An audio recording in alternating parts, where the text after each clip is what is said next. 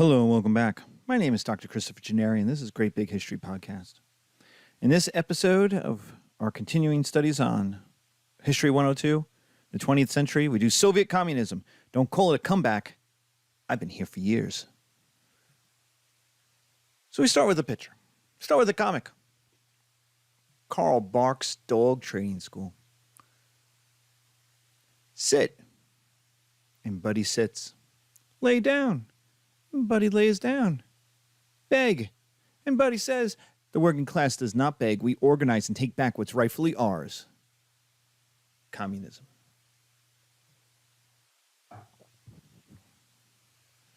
What kind of philosophy is communism? It's liberal. It's a revolutionary, utopian idea.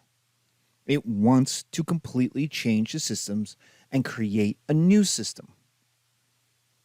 It wants to change the distribution of wealth by changing the ownership of economic profits and, if necessary, the form of government to empower the working classes over the ownership class. Now, that if necessary is an if necessary, but Karl Marx, who writes the Communist Manifesto, who writes Kapital, and is the biggest critic of capitalism, thinks it's necessary, thinks that the alliance between the ownership class and the government and the government class is too strong to willfully give up power. So you're going to have to revolt against it. But if they willingly give up power, well then, hey, so much the better. But the idea is to change who makes wealth off of profit. In capitalism, the profit goes 100% to the ownership class, and then they decide what percentages go to the other stakeholders, the other people, whether that's wage laborers or shareholders or variety of different peoples who are involved. If you get one thing from this lecture, it is that communists are not fascists. Communism is a liberal idea. Fascism is a conservative, racist, militarist, revanchist idea.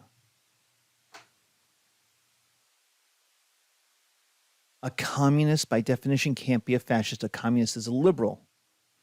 And a fascist can't be a socialist. Fascists are conservatives.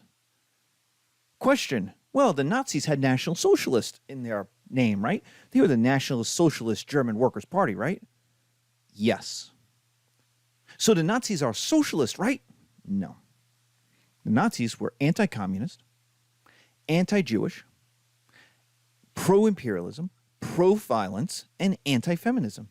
They were pro-using the government to direct the economy, not own it, to empower Christian German men against other social groups, communists, Jews, women. So why is socialist in the name? Because capitalism in Germany had already failed. It didn't need to wait till 1929 like in the United States. It imploded with the implosion of the German Empire. So you couldn't be a conservative in Germany in 1923 and monarchist. It didn't work. You weren't going to get anybody to show up. Hyperinflation, the crash of the economy, the money was useless. People demanded that the government do something. And so it's there the way, hot wings are on a menu. It's there just to entice. It doesn't make you a barbecue joint. It's on the menu just to get you to be at the door and go, oh, this can't be so bad. That's what it's there for. The Nazis are not socialists. They were never socialists. They were always conservative revanchists. But there has been this attempt in the last 10 years or so on the conservative right to say, we're not fascists. The real fascists are liberals. And so to do that, you have to redefine who fascist is, which just means dictator. It's just somebody who wants to impose their will on us. Well, That's just a dictator. That's not a fascist. A fascist is a very particular type of philosophy. So if you get one thing from this, communists are not fascist. Liberals are not fascist. So what does communism believe? It believes that all people are created equal. Now, I know you're thinking, whoa, I've heard that before. Yeah, but when Thomas Jefferson wrote those words, he didn't really mean it the way it's written. So yes, all men are created equal. Yes, very Rousseau. Communism actually believes what Rousseau said, and Thomas Jefferson didn't. Thomas Jefferson didn't think black people were people. He didn't. He wrote all people are created equal. His definition of people was white men, Protestant white Englishmen. I mean, I'm not really even sure what his opinions on the Irish were. But we know he didn't think black folk were people because he owned them. So communism believes all people are created equal. There's no sexism, there's no racism, there's no ethno-nationalism. Everyone contributes to the best of their abilities, and everyone benefits according to their need. That's right out of Karl Marx. It is how nomadic societies function. It's how the early Catholic Church functioned. It's how kids function in their economy. Right? Hey, I have gum. Who you want to share some gum? Sure. No problem. They don't charge. They don't make profits. What happens at a movie when you get, a large popcorn? Everybody shares. That's communism. Church potlucks are communism. Everybody brings food and everybody eats. And everybody eats until they don't want to eat anymore. And does anybody charge? Does the minister come over here and say, that sweet potato pie, that was 45, that was $1.20 a slice, or $4 a slice, so pay up. You had 3 slices. No. Everybody brings. Everyone contributes. Profits are not important. Property and labor are shared. People's basic needs are met first. This is not anti-American or anti-Christian. We do this all the time. Right? Pizza parties where everyone eats pizza. Nobody ever gets charged. Nobody.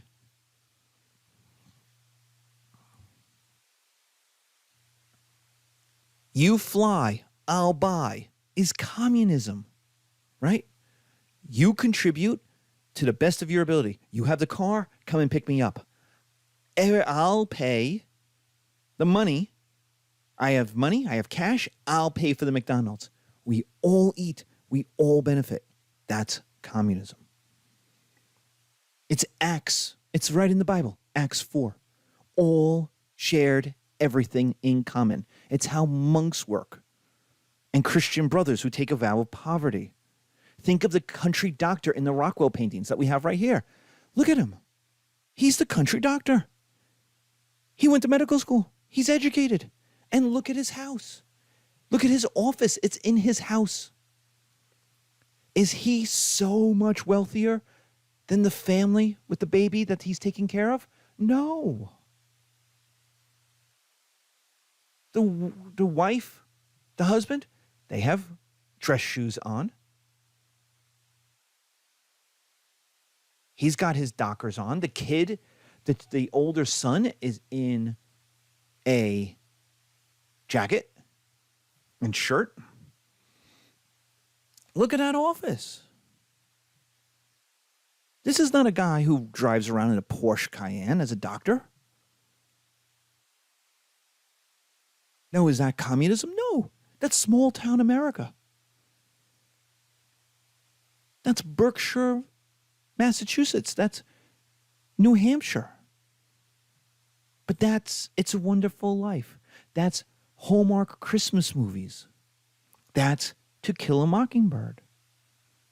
George Bailey in It's a Wonderful Life is anti-capitalism. The evil guy is the guy who wants to buy everything and turn things into strip clubs and turn everything into liquor, and he wants to make money by jacking up the rents.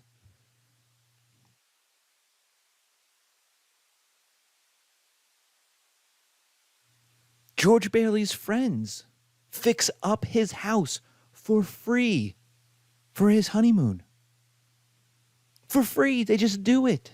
They don't charge. There's no profit motive. Atticus Finch in To Kill a Mockingbird defends Mr. Robinson.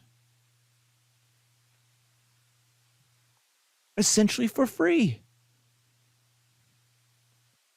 Atticus, are we poor? And Atticus goes, we are indeed, Scout. We are indeed, but there are people poorer than us. Atticus is one of the leading men in town. He wears a three-piece suit. He's the lawyer. Right? There are other men in the scene, if you look at the video, in a tie, in suspenders. Right? There are farmer folk.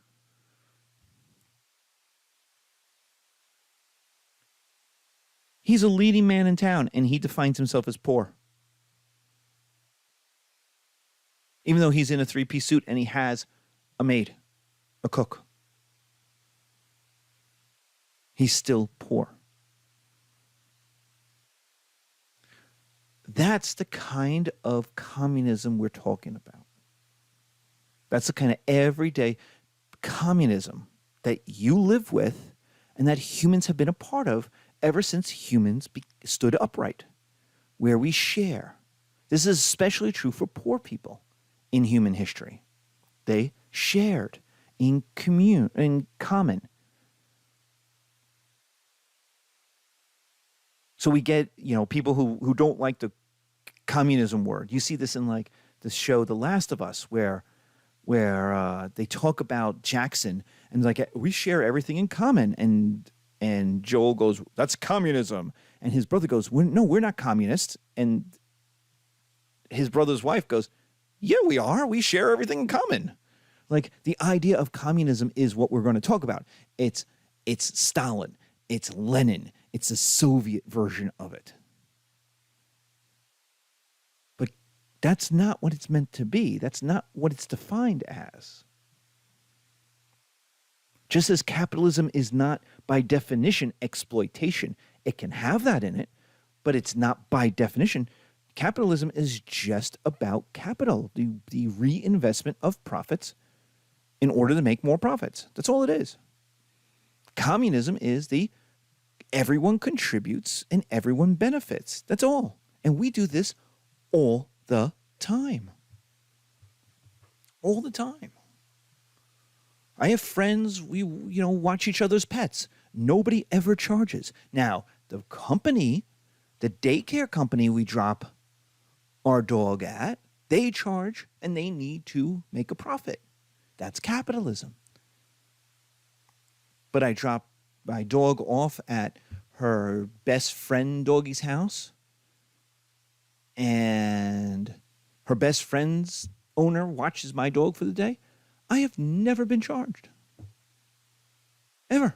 And they come over, we buy them pizza, we don't charge them.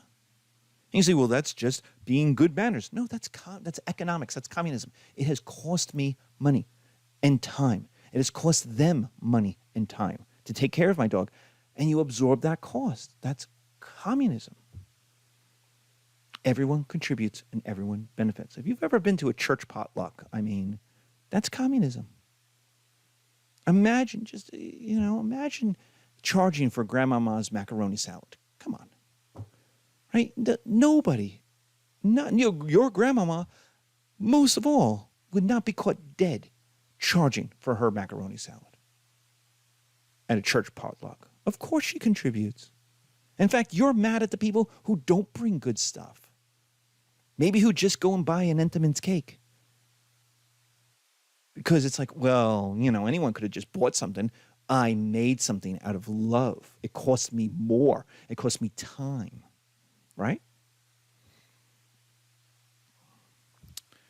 So was the Soviet Union communist? No, it's not. It's just not. And that's the biggest kind of thing about it. So while I can be all like, communism isn't bad, The Soviet Union is a whole different story. Now, why do we call the Soviet Union communist? Well, because the Bolshevik leaders called it communist. That's why. The Soviet Union called it communist. But it's not Rousseau. It's not really even Marx. That's why it's called Marxist-Leninism.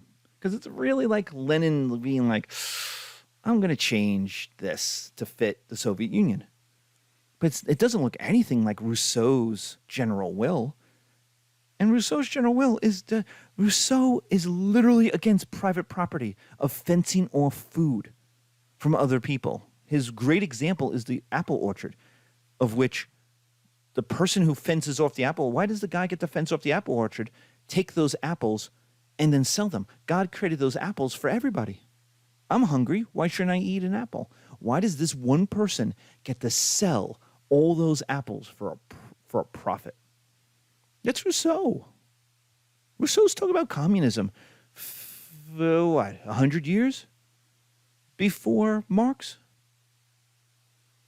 So, was the Soviet Union communist? No, not by any classical definition. But did those Bolshevik leaders call it communist? Yes, because that was the goal of the 1917 revolution. The goal was communism. And so when they won, they said, we're communists now. Woohoo! And they hadn't actually achieved it. They just kind of stopped. Because that left them in power. So we're not going to have communism. What we actually are going to have is a leftist liberal dictatorship that actually shares a lot of, as time goes on, especially once we get to Stalin, shares a lot of conservative dictatorship aspects. You know, it stops looking like Lenin's like Robespierre, which is, you know, classically liberal, let's murder the rich people, take their money, help the people, divide up the land, right? That's Robespierre. To a lesser extent, that's Lenin. That's very liberal. And you get to Stalin, that's like, we're going to make sure I stay in power. And we're going to make sure that the system, the culture, the economy does what I want it to do, which turns out to be very conservative. But that's where we are. Lenin promised peace, land, and bread during the First World War. The Russian Empire was so traumatized, was so destroyed. The Russian army was so beaten up against the Germans in the First World War that everything just collapsed. Food collapsed. Conscription collapsed. Clothes collapsed. Gun manufacturing collapsed. Men went to war without anything, without even shoes. They had no education. And it was so awful that basically the Russian people wanted World War War to end. They wanted World War I to end. And first the emperor kept it going. And then enough middle-class people who used to be allied to the emperor, who used to be allied to the Tsar, rebelled and said, we have to stop, kind of, but you can't be in charge. And so they rebelled, and the Tsar abdicated. And a republic, we have a Russian republic, woo, who decided to keep doing the war. The British and the French basically bribed them. A whole other things go on. It's very complicated. But basically, the republic kept doing the war. This liberal democratic republic. Well, that just allowed the people who wanted to end the war to now rebel in violence. Now the Tsar was gone, so the great conservative bulwark was gone. So you got this republic, this weak republic, that's kind of liberal and wants to change things. And so the conservatives hate it. And the leftist liberals, the communists really hate it. And so it just implodes. So they want to end World War I. The emperor had started it. The conservatives had continued it. And there's mass death. The second thing, so that's peace. The second thing is land. Break up the great estates and give the peasants land. Despite being this massive territory, it was like 1/7 or 1/8 of the global land mass, Russia, most land was owned by great landlords. thousands, tens of thousands, these giant, for lack of a better word, plantations that were farmed by serfs. They weren't slaves, and technically they weren't serfs after like 1861, but they were still serfs. They were sharecroppers. They were tied to the land. They had no education, no money. They were stuck. They were poor. And what they lacked was even basic necessities. And so that's the bread. Peace, land, and bread. So peace was to end the war.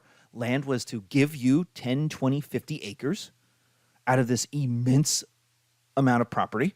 And bread was to make sure people had basic necessities in the symbol of bread. But it also meant shoes. It also meant clothes because the Russian winter is very, very cold.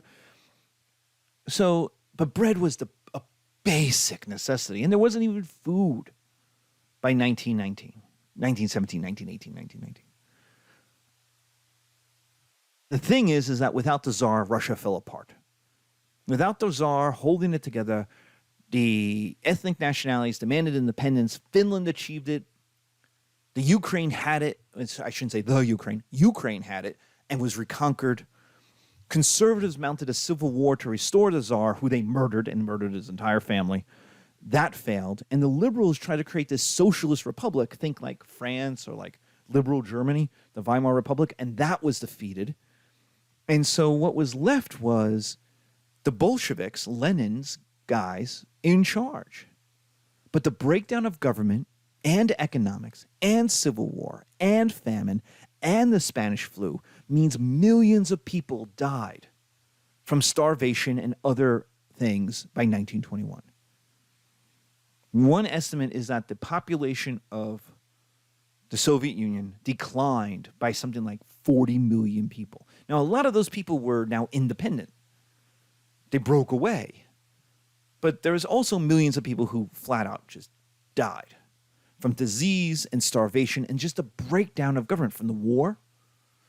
The economy was destroyed. By 1923, the economy was 14%. 14% of 1913. And in 1913, Russia was like this giant but immensely poor country. So it wasn't even that big. Now it was 1/10 the size. The effect of this was that far from communism, where no one owned anything, and everyone lived in communal arrangements, the government ended up controlling everything, all the factories, all the production. And it learned from the Civil War that violence equaled control. That far from being this Rousseauian, everybody's good, everyone's happy, everyone will choose to get along, instead it's a government by violence and conquest and murder of one's enemies. Now, Lenin actually moderated. Things were so awful by the time the Civil War ended that Lenin looked at it and said, we have to take one step back. And I think he literally said this. This is how I have always heard it referred to. He had to take one step back to go 2 steps forward. The idea was he's going to let private ownership of land. He's going to let people profit. He's going to let peasants own land and profit. Those are going to be the kulaks. And that is especially true in Ukraine. This is especially prominent in Ukraine because Ukraine is this great flat steppe, which is great for horses and good for farming. It's like the Midwest in the United States. Great. It's flat. It's cold, but it's one of the breadbaskets of Europe and thus of the world, which is another reason why Vladimir Putin is trying to conquer it today. But in the Soviet Union, it was reconquered for this very reason. But the idea was, all right, we'll go back. We'll give you your land. We'll give you 20 or 50 or 100 acres, and you can keep the profits. This industrial factories, on the other hand, in the cities, are going to be state-owned and financed. There may be a few that are private, but for the most part, it's going to be state-owned, it's going to be state-financed, and it's going to be paid for by the government. And by 1928, 10 years after the end of the First World War, Russia had recovered to what it was pre-World War I, which means it's lost 20 years, right? It lost from 1913 to 1923 and 1923 to 1928. Right? It's lost almost 20 years of development.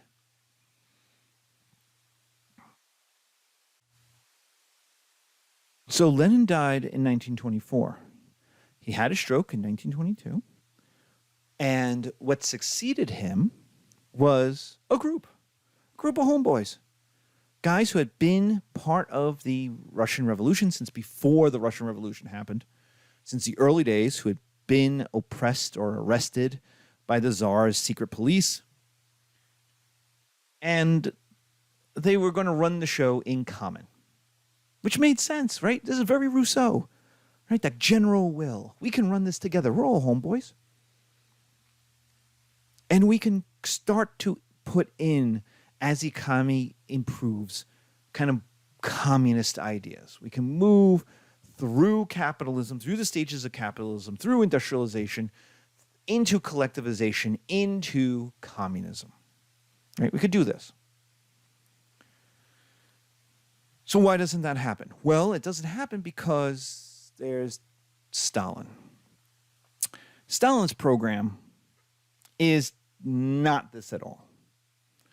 Stalin's program is not to live in collectivization and to have power sharing with his homeboys. His desire is to run the show himself. And what he does is either murder or arrest anybody who is in opposition to him. So first he eliminates the other communist leaders, especially Trotsky. Trotsky was kind of Lenin's number two. Trotsky was kind of the inventor of the Red Army. He was in many ways the philosophical, he's kind of the Cicero, I guess, in a way. I don't really know a good analogy, but Trotsky is the brains in a lot of ways. He's a true believer. Well, he got an ice pick in the head in 1941 in Mexico. He flees the Soviet Union, and Stalin's hit squads go around the world hunting him and eventually kill him with an ice pick. But Stalin's paranoia that if I'm out to get other people are out to get me, means he had to eliminate every other center of opposition. And so what you get is the liquidation, and that's what it was called. It was called the liquidation of the kulaks. They're going to collectivize the farms. That means they're going to take all of these small farms, 100 acres here, 50 acres there, and they're going to say, the government owns them all. You no longer own them. And you are now a worker on this government farm, this government plantation. Well, that means the government was now no longer different from what the great landlords had been in the Tsarist days. The idea was to turn farmers into workers, into wage laborers.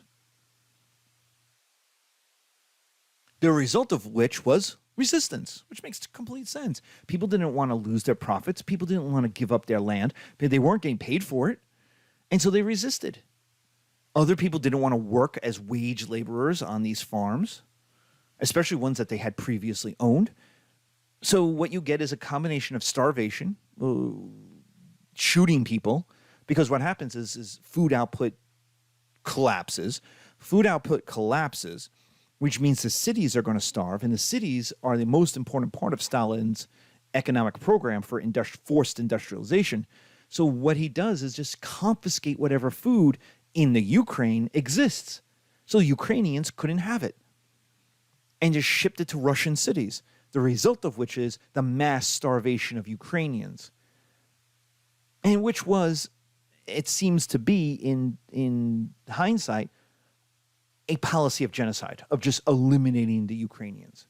Not just starving them and not just trying to cow them in like a political way of showing who's boss, but an actual program of eliminating Ukrainians as an independent people, an independent cultural people.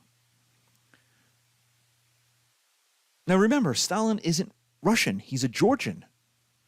So he's already a minority of a minority in the Russian Empire.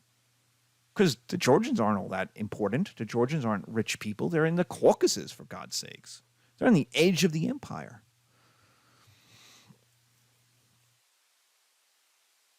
And so his plan of liquidating the kulaks to collectivize the farms, to starve out the Ukraine, and to force industrialize the country, to catch up to Germany, to catch up to Britain. This is the famous 10-year plan. This is his famous 10-year, we're 10 years behind speech, where he lays out the history of Russia as always being 10 years behind the West, the Swedes, the French, the Germans, the Mongolians, and that being 10 years behind always equaled disaster. And so we're going to catch up, even if we have to break Russia or the Soviet Union to do it. And so the economy is going to be centrally planned. You're going to have government control of wages. People are not going to be able to negotiate their wages. You're going to have government controls on output, what is made, how much of it is made. You're going to have forced labor. You're going to have prisoner camps of any form of resistance. These are the Gulag Archipelago. And we're going to get rid of the last center of opposition, the army. And this is the Great Purge of the army in 36, and also the Great Purge of the Orthodox clergy. This is where the idea that communism is anti-God, is anti-church, comes from. 13 of 15 army commanders are going to be shot. 50 of 57 corps commandos are going to be either shot or forced into retirement. 50% of the colonels. 85% of the Orthodox clergy gone. Seen as this conservative bloc that's going to hold Russia back, that's going to hold the Soviet Union back. Because it's not Russia anymore, but they're a conservative holdover from when Russia was Russia, right? When the Russian Empire. Well, we don't need them anymore. They're not modern. They can't keep up. So they get liquidated as well. Notice, any group that can give opposition to Stalin is obliterated in the 30s. So what's the result of Stalinism?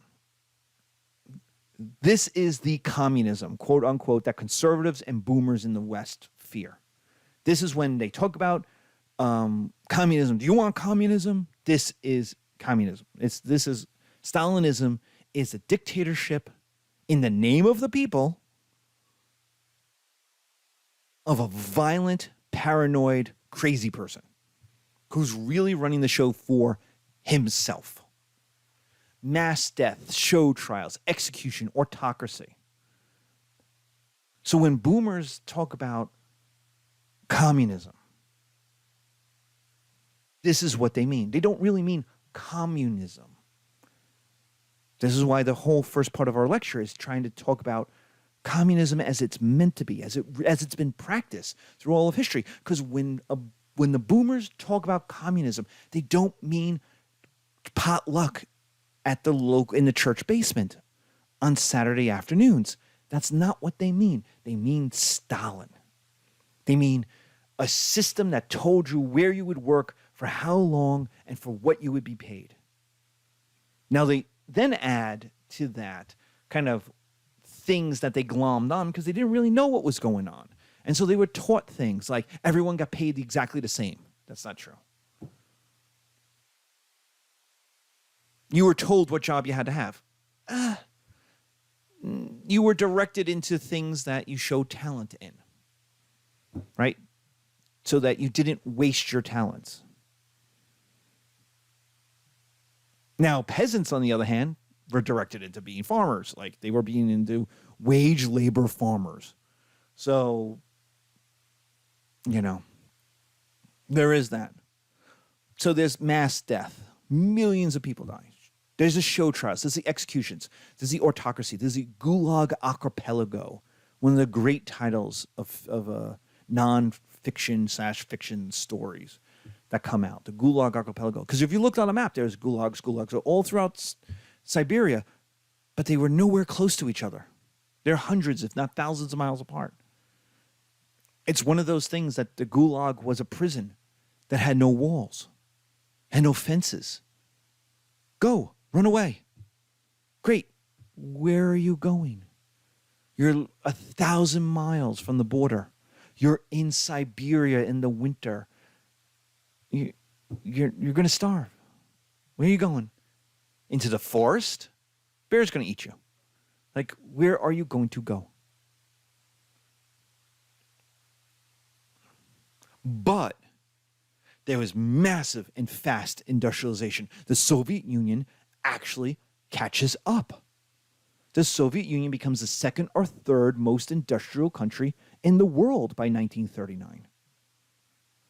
But to do that industrialization was a complete breakage of the people, of community, of individuality.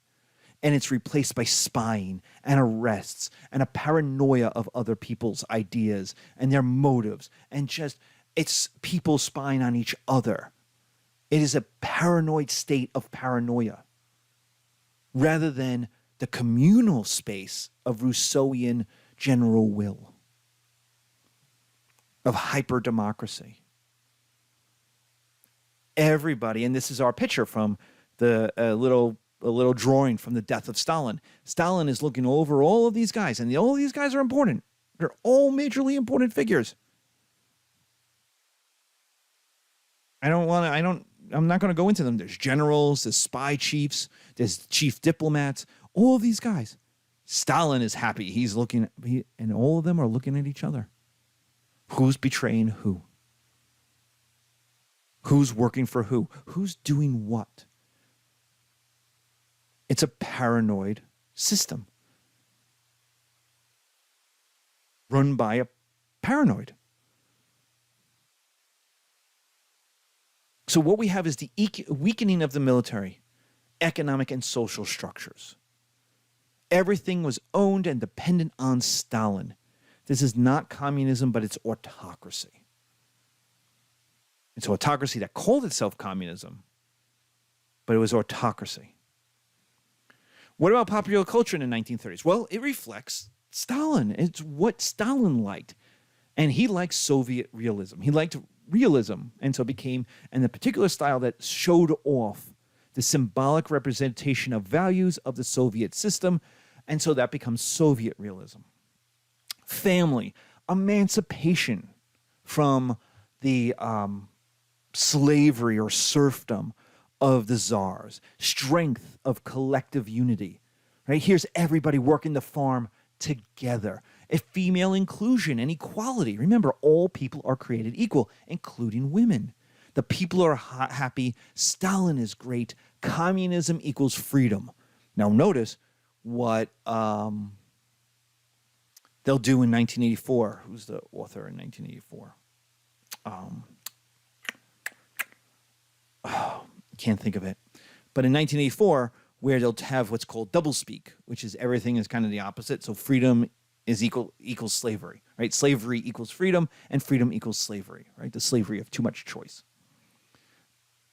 But slavery equals freedom because now you're free to do what you can for the state, for the country. You don't have to worry about choices. You don't have to worry about what you're going to do with your day. You're going to do what you're told, and that's freedom. Ironically, Stalin is going to pour a lot of money into this, into the arts. And what we get is a lot of graphical design. Look at our pictures. We have women who are shoveling grain, immense amounts of grain. We have the industrial and the farmer, the industrial worker and the farmer working together, staring off into the horizon. The industrial worker in his work overalls with his welding glasses above his head, right? Holding the red flag of communist revolution, the red flag of revolution, a flag the French used. Remember, that's why it's in Les Mis, the red flag of revolution. But it's not great art. It's a lot of graphic design. But there's little freedom for the great artists to do anything. They couldn't experiment. Stravinsky can't do Rite of Spring, so he has to flee. to the West. He has to go to Western Europe. So most of the great artists of the Russian 20s, of the Tsarist era from 1900 to 1920, they will leave. They flee to Western Europe or the United States. So what is the Soviet Union by 1939? Well, that's the question. Is it a success? And it depends on how you want to look at it. Because it's the second or third most industrial country in the world. It continued growth during the Great Depression when every other industrialized country collapsed economically. Remember, we just talked about the United States lost half of its GDP. The Soviet Union grew, got wealthier, got more industrial. It had the largest army with the most tanks and more planes than the rest of the world combined. It had a large population of over 100 million people, much better education than the Tsarist regime had, better health care, and it had female equality in quotations. It was technically women were equal, but and increasingly in the beginning, they got free birth control, legalized abortion. But then Stalin looked at the population numbers and realized that industrial women with an education don't have as many children. And so he took away all of that stuff and emphasized how much being a mother of multiple children was important. You see this over and over and over again. This is actually not a liberal idea. Female equality is a liberal idea. Female servitude to motherhood is a very conservative idea. So you see how Stalin goes from this liberalism and the Soviet Union goes from this liberalism to, it kind of wraps around back to conservatism. But it makes sense because it's not communist, it's an autocracy. There's also admiration from Western liberals versus capitalism, racism, sexism. They look at the Soviet Union. They don't know about the Gulag Archipelago. They don't know about the great murders, the great purges. So they look at this country where they talk the talk of Rousseau, they talk the talk of Marx, that capitalism is not exploiting the workers, that there's no racism, that there's no sexism, that women are important, and they get admiration. We see this in the academy. Professors in the United States, in Britain and France are going to love the Soviet Union for a time because it seems to have fixed the problem of capitalism. But all of these good things hid horrendous weaknesses.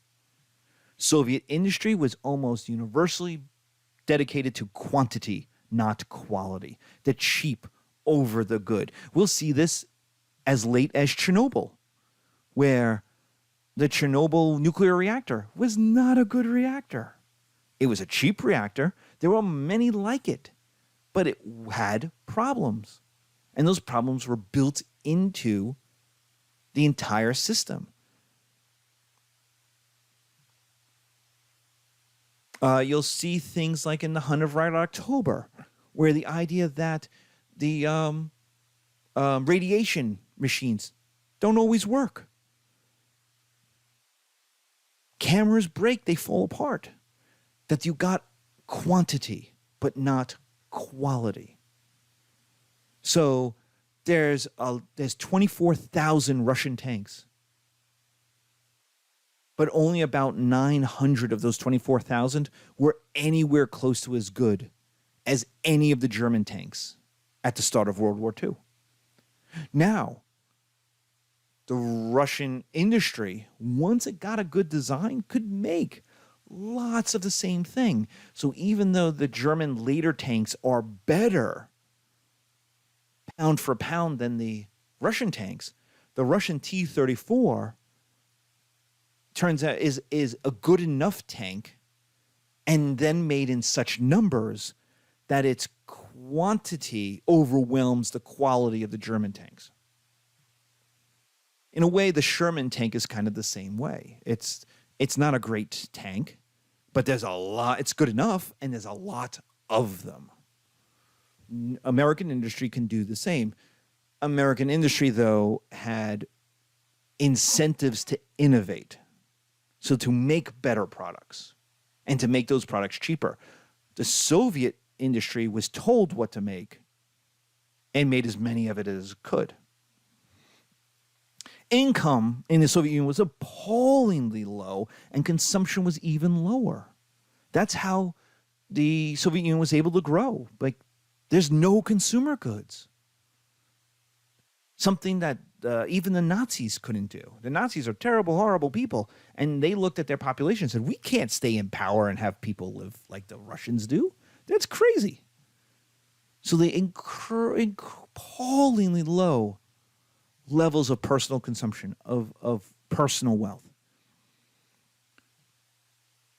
And the technical expertise that they would have had got eliminated by the Persians, by the purges. So there's no innovation, or innovation is very slow. Because why would you innovate? Why would you change? You might piss off Stalin. Nobody wants to do that. So changes are very slow, very conservative. Again, this isn't a liberal system at all. So the Soviet Union is huge, but weak. It's hollow. It's full of hatreds, both ethnic. Ukrainians hate the Russians who are imposing their will. Other groups want to be independent. They want to be free.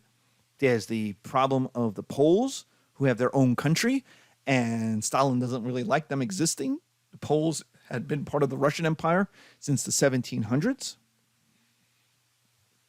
And so Stalin wanted to suck them back in. So this full of hatreds, both individually and ethnically. It's educated.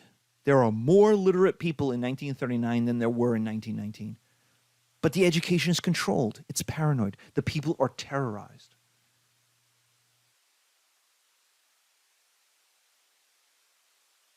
So is this a success? In many ways, it's better than it had been. But in so many ways, in so many personal and sociological ways, it's far worse. People's basic needs were met, I guess, but their soul wasn't met. Their soul wasn't improved. Stalin didn't give a damn about that. He cared about numbers. How many? How many? How many? And if he had to break the Russian people to get more, he did. And the propaganda was all about, look what you're doing for Russia. Look what you're doing for the Soviet Union. You are doing so much more. You are a part of the great experiment. So there's this idea that if you just worked harder for the Soviet Union, you were making the Soviet Union better, even if you yourself wasn't better off.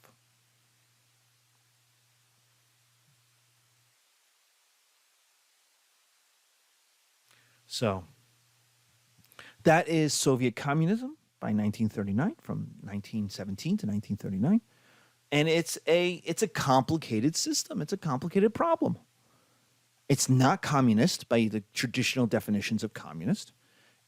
Stalin is autocratic.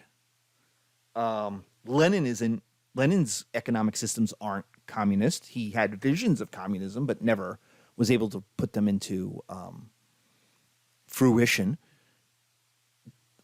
The Russian people are traumatized by the First World War. The other ethnic groups, Ukrainians and Georgians, are also traumatized, not only by the First World War, but by the Civil War and the Russian Revolution, and then Stalin's genocides, the starvations, the economic collapse in the 1920s. So it's not going to be a surprise come the 1940s and the giant trauma that is World War II, that the Soviet Union and the Soviet peoples are going to have a vastly different attitude towards life than the Americans are, than even the Brits are. And so it's not kind of a surprise the Cold War takes on some of its aspects. So we will talk about that when we do World War II and the Cold War in our last lecture for part 2. So thank you very much for taking the time. Be safe. Talk to you soon.